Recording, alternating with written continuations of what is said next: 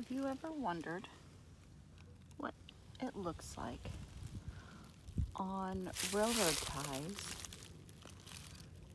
when the nails are gone? I never really have, but apparently this is what they look like.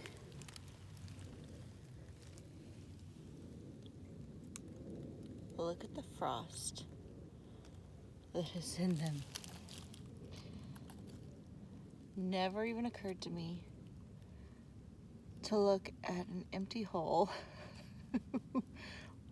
for frost. I mean, that kind of looks like a snowman's, or like a Santa face, like the beard.